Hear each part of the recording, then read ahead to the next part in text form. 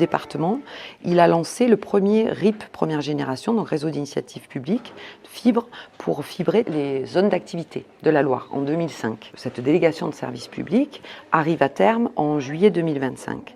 On a fait le choix, le conseil départemental, de le reprendre en régie. On l'a repris en régie, pourquoi ?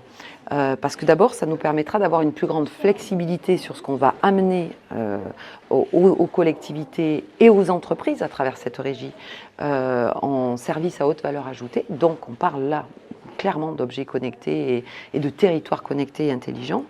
On va leur amener ça. Donc on devient une régie réseau, Loire Connect. Et en deuxième temps, on va avoir un catalogue de services d'usage pour les collectivités pour qu'elles puissent aller piocher en fonction de leurs priorités. On a déjà fait pas mal de choses en matière de cybersécurité, donc c'est un des axes forts parce qu'il ne faut pas oublier qu'on est tous dans une chaîne, les collectivités, mais la petite commune qui peut être le maillon faible parce que pas protégée, elle va mettre à mal, mine de rien, le reste de la chaîne. Tout ce qui va permettre de baisser la facture énergétique, de mesurer l'empreinte carbone, c'est-à-dire tout ce qui va accompagner en fait les transitions démographique, environnementale, numérique, énergétique. Donc les services qui vont être là. Et j'ai envie de vous dire, ce catalogue, il va évoluer. Et les élus, on est des sondes du territoire et des besoins. Donc en fonction de ce qu'on aura vu, c'est aux industriels de nous amener les solutions techniques, parce que c'est pas nous qui allons les inventer, et on les mettra dans notre catalogue pour que les collectivités puissent s'en saisir en fonction de leurs besoins.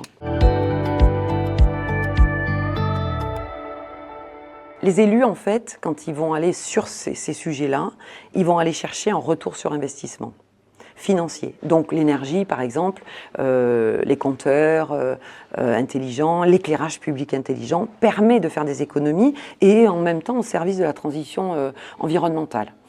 Ensuite, il y a tout ce qui est réglementaire, où ils vont devoir y aller. On doit mettre des capteurs, par exemple, de CO2 dans les écoles primaires. Il va falloir le faire. Donc ça, c'est tout ce qui est le réglementaire. Et puis ensuite, il y a la prise de conscience qui arrive doucement de la transition environnementale et énergétique vers laquelle il faut vraiment aller pour notre planète, mais qui ne rapporte pas forcément financièrement, mais qu'il va falloir mettre en œuvre quand même. Donc, quelque part, on est le conseil départemental à travers notre politique d'aménagement numérique du territoire, on est l'incitateur